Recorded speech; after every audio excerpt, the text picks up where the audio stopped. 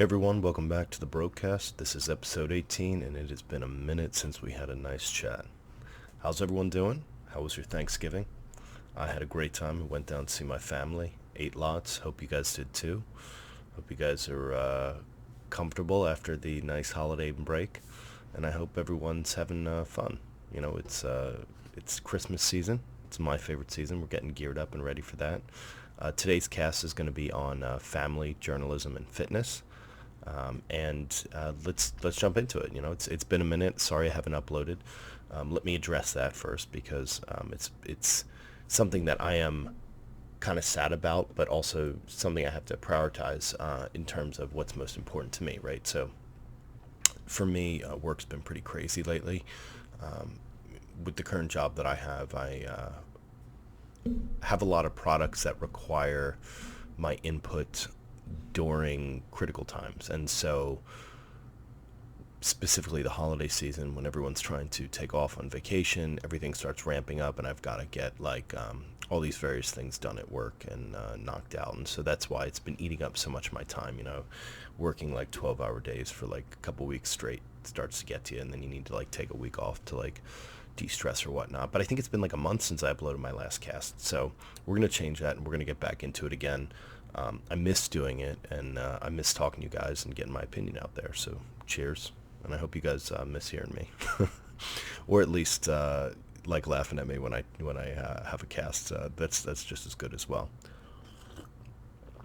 If this is your first podcast and you haven't had a chance to listen, you can find me on any podcast platform, and feel free to subscribe, share. Everything helps out. I'm not doing this for anything but fun, and I'm doing it to just kind of put out my thoughts in the world. And I would encourage everyone to do so as well. If you have any comments to say or anything to recommend or you'd like me to chat about, I'm more than happy to listen. Just drop a comment in the video or shoot me an email. You guys have my address. It's on all major podcast platforms. But without further ado, let's get into it. So first up is family. This is an interesting one. So I don't know about you guys, but I actually have a Ancestry.com account. And for a while, my family, which, as you know, is partly Russian, has been searching for a couple of our relatives that were separated from my grandmother on her side of the family after World War II. To make a long story short, essentially, after World War II, well, actually during World War II when it happened, my grandmother's family was separated from each other. They were farmers, and the Germans came and they dropped the bomb and, ended up killing her father in front of her, destroying their house. Then they put them all in a concentration camp, of which my grandmother escaped and eventually married my grandfather and made it to the United States. Half of her family stayed in Russia. I believe they had a family already, so she has a brother and a sister that ended up staying there, right? And we lost contact with them and couldn't find them. Well, lo and behold, a few days ago, I get contacted by a lady saying, hey, we have DNA that matches. And by the way, I did the full DNA test, so Ancestry.com has my DNA, which a lot of people are against, but whatever, who cares? They're going to get it some way or another. So a lady reached out to me and she was like, hey, I think we might be related. So we started talking, and I come to find out that we are most certainly definitely related. A lot of people are related by DNA, but this is too much of a coincidence. She is an orphan who basically has not known her family and more or less resided or was born in an orphanage right outside the city where my grandmother used to live on the Estonian-Russian border. And it's pretty cool. So we get to talking and come to find out that her father's last name is the same maiden name as my grandmother's last name. So there's unquestionable evidence that she's my cousin, probably once removed.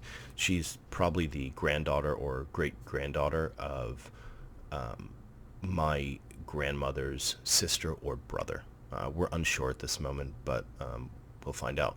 And the cool news is I'm actually going to chat with her today for the first time and Skype with her. And so she has never been able to reach out to any of her biological family, and she doesn't know if she has any relatives. And so putting yourself out there, hopefully, was able to extend an olive branch to someone who potentially didn't have that before. And it seems like that to me is something I find very good, and I would recommend a lot of other people do that. So if you have a chance, definitely go up there, and I'll let everyone know how it goes. Again, this is the first time she's going to meet her biological family, I suppose. I guess I'm her first cousin. Well, cousin once removed. I think that's what it is. But essentially, it's cool. There's a lot of people out there that you might be related to that might be blood, and you don't know. And family's something that's so important that you have to take care of it, you have to cherish it, and you have to spend time with them when you get a chance. I was very blessed to have a good Thanksgiving, as I mentioned earlier, and I know there's a lot of people out there that don't have that same luxury, and I think it's always important to remember that. We take so much for granted these days, and it definitely shows. It definitely shows. We have a culture of consumption. We have a culture of marketing. We have a culture where we live fast and die young. That's kind of the globalized culture at this point in time for first world countries, and I find that quite appalling. I think that we spend too much time focused on things, wanting things, instead of spending time with our family.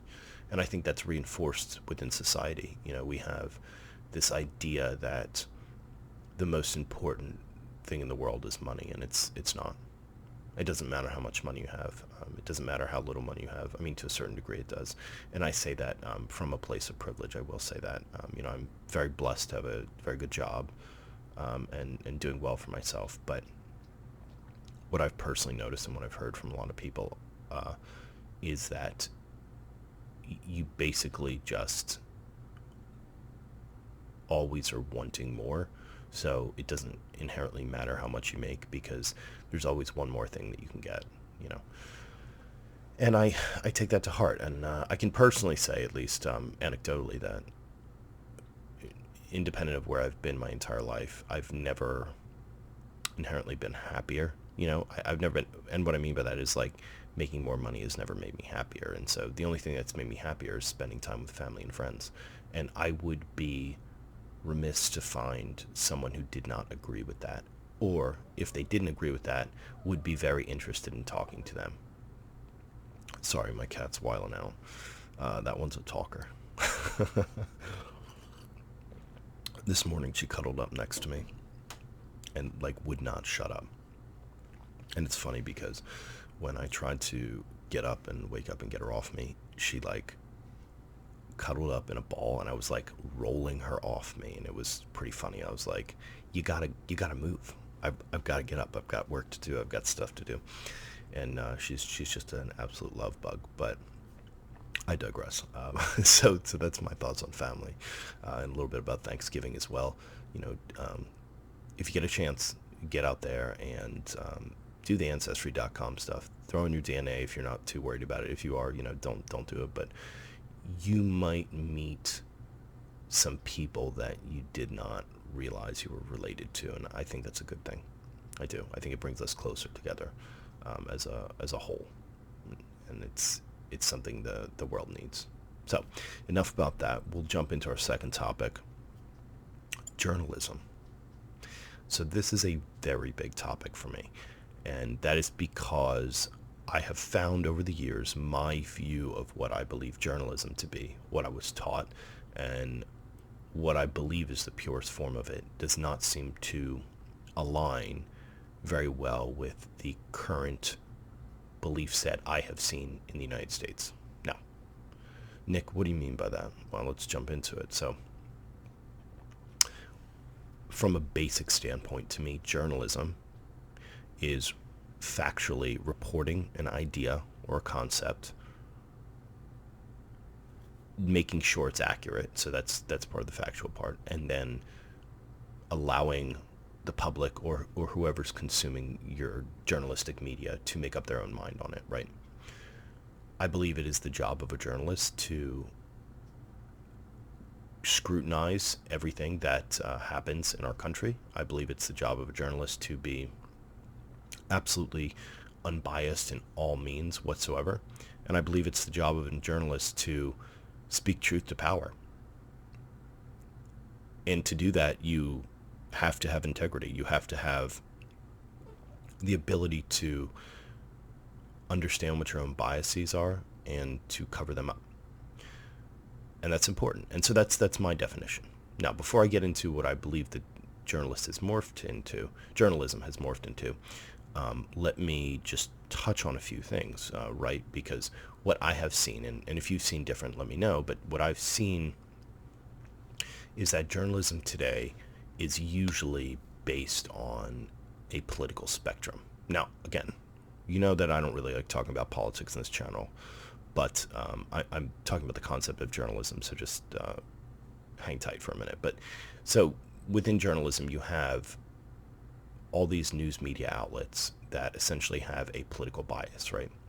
And you find that the stories they're producing generally are of a certain political side, okay? And there's a couple ways you can identify this. If you're not sure if your station is one of those stations that has a certain political bias, and I'd like to see it as a spectrum, right? So it's not like there's anyone who's like a hardcore right station or a hardcore left station. I think there are, but for the purposes of this discussion, just hang tight. But more or less, it's on a spectrum. Like you're somewhere generally on that line between left and right. And so these stations, right, this is how you can tell if you have a bias station or generally to what level of bias they are, is look at the articles they produce. If they are always for or against a certain side, that is a good bit of evidence to suggest that perhaps these news stations may be presenting one certain side or one perspective only. Now, pause before you jump and start yelling at me for this, that, or the other. Having a bias is not bad. I want to make that very abundantly clear. Having a bias is not bad. Perhaps even so, it is a good thing. I would suggest it might be a good thing, as long as there is a balanced other side bias. Now, the reason for that is very self-evident. Different people, different groups will come to power over time.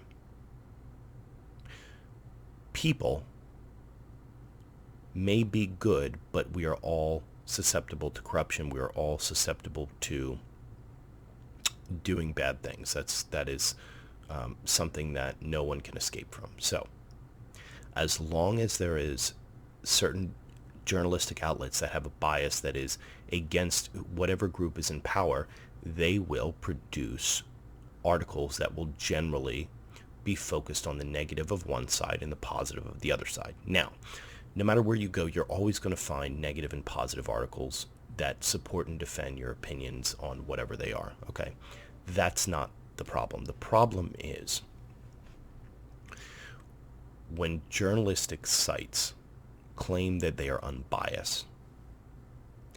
That to me is something that is purposefully misleading. I have no problem with a site being biased. In fact, again, as I just mentioned, I would encourage it to some degree. I think if you want to be unbiased, I think that's the best. But if you have a bias, all you got to do is say you have it, and that's fine. There's nothing wrong with that. Okay, there's nothing wrong with producing articles because you have a certain point of view. That's I don't believe that's the best form of journalism, but nonetheless, there's nothing wrong with that from the standpoint of producing things, you know. But when you claim to not have a bias, essentially what you're telling people is that we are giving you the truth. And the truth is, things only affect one side beneficially and things only affect one side negatively. That's problematic because you're going to find a lot of people will try or perhaps be misled by you, and they'll believe what you're saying, and they'll think that all this negative news or all this positive news only affects one side or the other. That's not good. That's not good at all. That to me is borderline treasonous, especially when you claim to be a news outlet.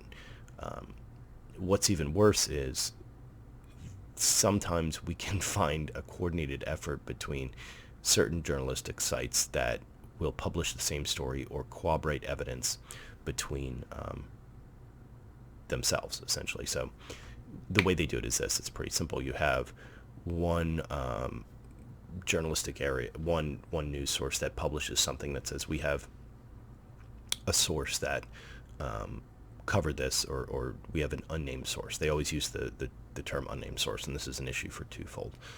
So once they have an unnamed source, could be anyone, and what they're saying could be hearsay. It's relevant.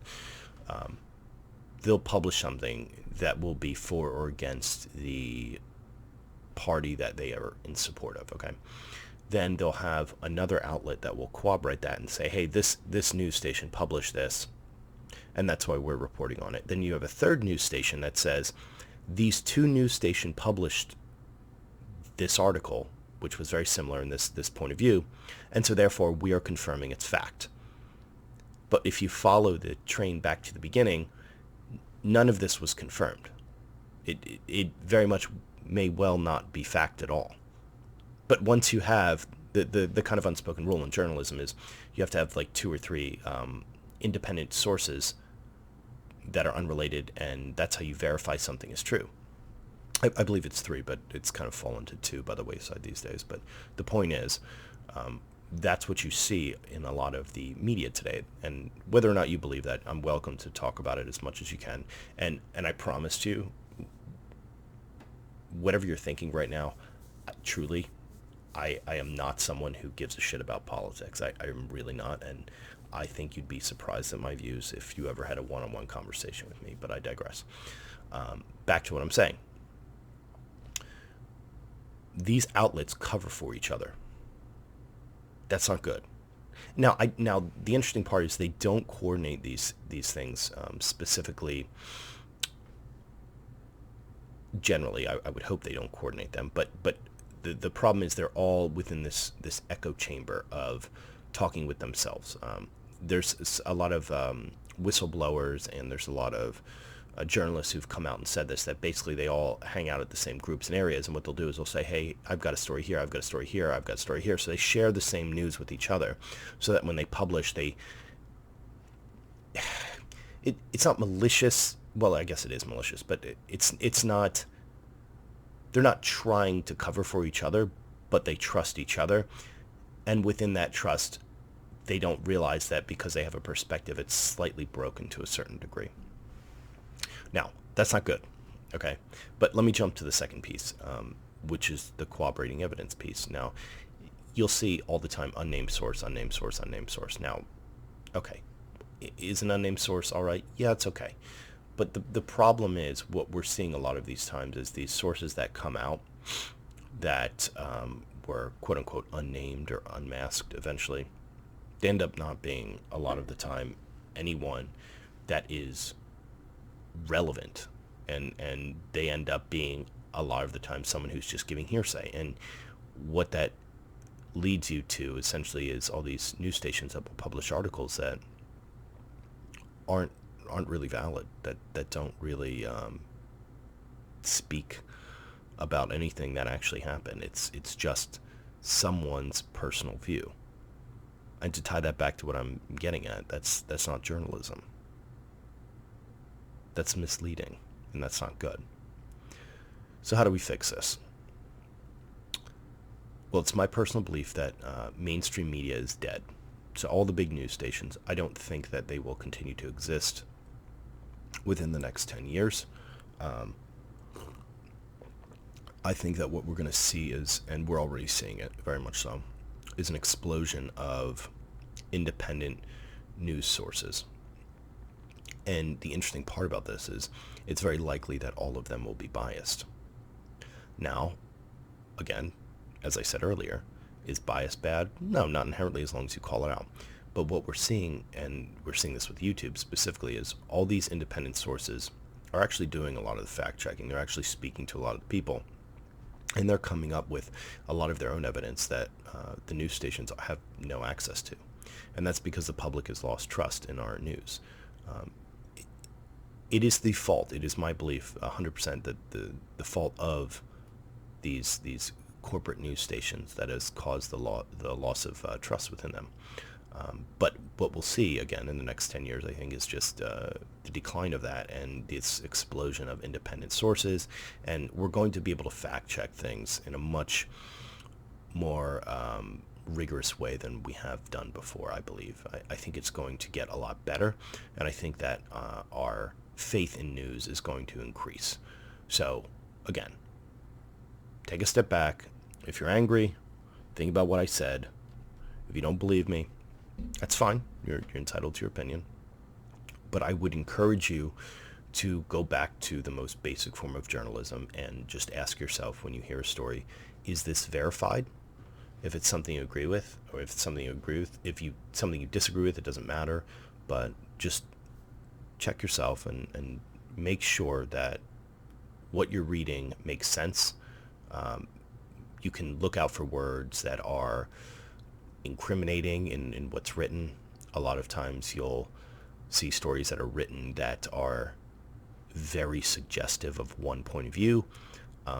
When you are writing a piece and you're trying to be unbiased, you don't want to suggest one side or the other. You just want to present facts in a boring, bland, logical way, which is another reason why news has kind of gone off the rails these days.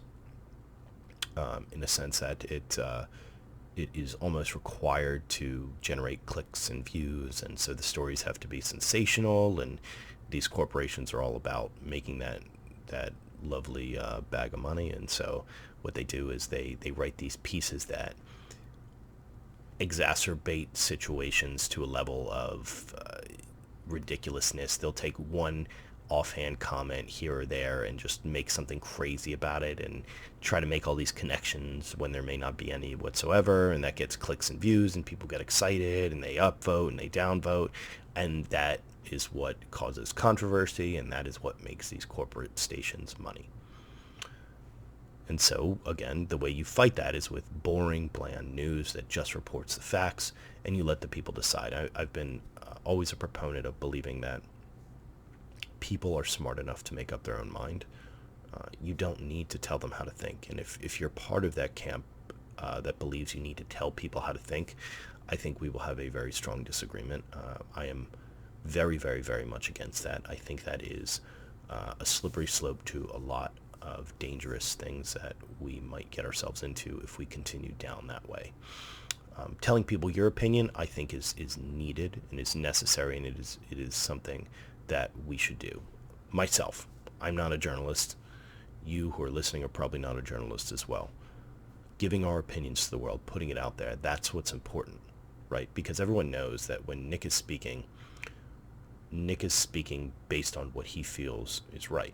When everyone hears you speak, they're hearing you, and they're saying this is what you feel is right. And so they don't feel like they have to accept what you're saying as fact, because who knows, what I'm saying may be 100% inaccurate here or there, and that's okay. As long as if I see something that contradicts that, I accept that it's inaccurate, and I restate that, okay, maybe if I change my opinion. But the point of what I'm getting at is we have our own biases, and that is on our face, that is from our mouth every day. Everyone knows it. They don't have to assume that we are coming with truth, but perhaps a part of truth only. And they incorporate that part of fact with what they already understand. These news stations, they don't present that side of, okay, we're biased and this is our perspective. If they did, that's all they would have to do. And believe it or not, they'd actually make a lot more money if they did that, because they're dying at this point in time because people don't have any trust in them anyways. So that's my segment on journalism. I could ramble on this specific area for hours and hours and hours, and I would like to go into specifics, but again, I don't want to get political because that's not the purpose of it. The purpose of it is speaking truth to power, and in my personal view, the media are the ones that have the power right now. They're the ones that write the narrative. They're the ones that craft the story, and I think that they are causing a lot of distress and pain for a lot of people in this country. And I find that to be abhorrent and to be one of the most disgraceful things absolutely possible. That's it. That's my bit on journalism, I guess. So let's jump into something a little bit more lighthearted a little bit while we have a few more minutes of time. Fitness. You know it, you love it. Let's do it. So basically, it's December. Everyone is getting into that fitness groove right after Thanksgiving. We've all eaten a lot. I'm sure we're all full and thinking about getting ripped up again, and prepared for the next year. We're going to have New Year's resolutions coming soon, and then the gyms are going to be absolutely packed again.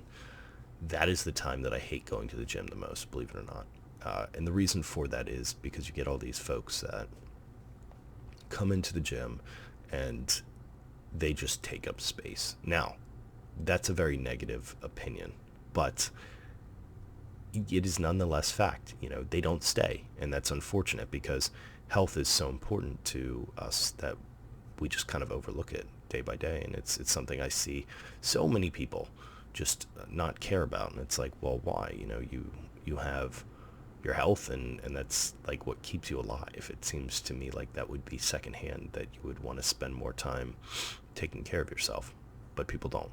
Now, the reason I'm bringing this up, and the reason this is a topic to begin with, is as you see more and more people congregate in the gym, I think it's important to fight your negative opinion on having these people there. And what I mean by that essentially is they're trying their best. Okay? I go to the gym all the time. So what? Who cares? And it's not the point. The point is these people, a lot of the times, are trying to get into it because they feel they need to make a change in their life, and that's so important. So when you see someone in the gym like that, don't look at them funny. Don't laugh. If you end up bumping into them or anything like that, offer encouragement. Having new people go and try to get healthy is what we need in this country, and I want to see more of that. I want to see people staying and lasting longer. I think that the reason a lot of people end up losing when it comes to taking care of themselves is because they get discouraged because they're not seeing results fast enough, or they take up too much of a rigorous routine.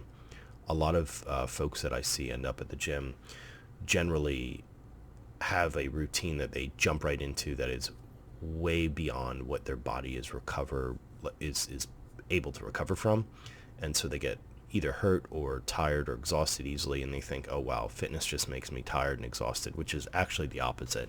You should have more energy if you're physically fit. Unfortunately, a lot of people don't, and the reason for that, is because of their programs they get on. And so, if you are someone who is physically fit, not genetically, but by the gym, all you people who can eat 10 pies and lose weight, I'm not talking to you. You guys are sometimes the most unhealthy, and I'll call you out for that right now. But I'm talking to those folks that are in the gym all the time. If you see someone that's struggling, offer them help or support, and maybe make a gym buddy. That, I think that's going to be my personal goal this year, because I've always looked at these folks as kind of like a nuisance, but really that's due to my own bias that I need to kind of fight. They're trying to make themselves better. They're trying to do something good, and that's what we need. I don't know why I would look at them negatively, but I'm going to try to find someone and keep them going longer to see if they can get to some of their goals. And I would encourage everyone, if they see a partner like that, grab them as well and try to do the same. It helps all of us at the end of the day. If you can help someone in just a little way, why not? But anyways, that's my cast. I'll catch you guys a little bit later, and see you tomorrow. Bye.